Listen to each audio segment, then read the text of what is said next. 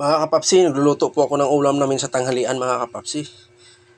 Yun, napakasimple lang to mga kapapsi, napadali na itong lutuin. Yan, miss ko kasi kumain ng adobong manok, kaya nagluluto ako ng adobong manok. Hindi ko na pinapakita sa inyo pa isa-isa mga kapapsi, dahil napakadali lang ito. Yan, ready to serve na yan mga kapapsi, ready to eat na rin yan. Papakuloan na natin sa kunti para talagang mahalo yung mga ricados niya. Timplado na rin lahat mga kapapsi.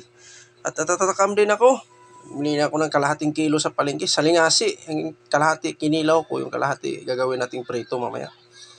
Yan. Kumuha lang ko ng ilang piraso mga kapapsi. Kasi mas gustong gusto ko kasi yung salingasi dahil malinamnam kasi itong isda na to. Lagi namin kinakain to sa probinsya at nasasanayan ko na talaga magkilaw ng ganito. Yan, malinis na yan mga kapapsi. Timplado na rin lahat yan. Yan, kalamansi. Lalagyan na natin isang konting kalamansi. Kaya yung natitira mga kapapsi, ginawa kong prito para may baon din kinabukasan. Yan po mga kapapsi. Aking recipe ngayong araw na to. Napakasimple lang pero napakasarap. Yan. Saka yan na, pre-finished product na mga kapapsi. Ready to eat na tayo. Yan na, nakalatag na sa misa at may konting kanin ako. Bahaw. Isang tipak na bahaw. Yan. At ako po'y kakain na. Kung sino pang hindi kumain dyan, sabay tayo mga kapapsi. Kain tayo. Yan. Yan po, aking ulam mga kapapsi. Medyo masilaw yung kuha ng video natin dahil medyo may edad na yung cellphone natin siguro o nasa gilid kasi ako ng bintana mga kapapsi. At pasensyahan niyo medyo masilaw yung video natin. Yan. Adobo una kong binanatan mga kapapsi. Ang lambot mga kapapsi dahil pinakuluan ko kasi muna yan bago ko siya inadobo. Yan ang ginagawa namin pag manok. Pakuluan mo muna tapos saka mo adobuhin. Malasang malasa mga kapapsi dahil daming ricados nilagay ko dyan. Kaya yung kinilaw mga kapapsi, hindi na ayaw na magpapigil, talagang takam na takam na. Yan. Talagang hagod to dahagod talagang lasa niya mga kapapsi dahil sinilihan ko pa. Ang daming sibuyas at kamatis nilagay ko mga kapapsi. Halo-haloin na lang natin siya.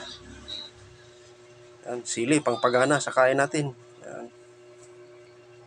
Tinatawag nilang siling native, maliliit pero manghang. Talagang kumuguhit talaga sa lalamunan mo yan. Yan, dito tayo nakapokus sa kinilaw mga kapapsi. Napakasarap yung kinilaw ko. Sa yung adobong manok natin, napakalambot. Tapos, hanggang malasang malasa talaga. Talagang mapapa-extra rice ka talaga yan. Yan po ang ating salingasi mga kapapsi. Talagang tostado pa kaprito ko yan, yan mula ulo hanggang buntot. Kinain ko na mga kapapsi. Yan, maganda rin pa kaprito natin. Ang lumulutang siya sa mantika. Yan. Saka madali lang lutuin yan, salingasi. Talagang crunchy talaga pag kinakain yan. Yung kinilaw natin mga kapapsi, binabalik-balikan ko talaga. Yan. Karaming sahog kasi yan, hinalo ko. Sibuyas sa kamatis, napakarami. Ay, ikaw hindi ka hilig sa kinilaw. Pag matikman mo yung kinilaw ko, talagang mapaparequest ka talaga sa akin. Dahil ako magkilaw mga kapapsi, talagang malasang malasa talaga. Diskarte lang yan mga kapapsi sa pagluto ng kinilaw. Saka binuhusan natin yung kanin natin ng sabaw ng adobo. Ay, medyo malasang malasa yung adobo rin natin. Talagang pinakamay ko na. Yan. Mapaparami ka ng kain talaga yan mga kapapsi pag ganyan lagi ulam mo. May manok pa tayo, napakalambot. Ang napapailing si kapsi sa kasarap Yan.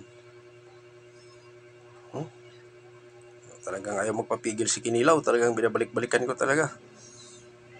Yan. Manok natin, kahit nasa buto na, malasang malasa pa. Yan, sikreto sa pag-adobo kasi mga kapapsi, hindi kasi basta-basta adobo lang. Kailangan mayroon ka magluto niyan. Kasi pag hindi, mangangamoy yung manok mo. Kaya lagi nire-request ng mga anak ko. Yan, adobong manok, paglulutong ulam. Adobong manok lagi. At ako po nagpapasalamat sa inyo mga kapapsi sa walang sawang suporta nyo sa akin. Hanggang dito na lang ako. See you next vlog. Bye-bye.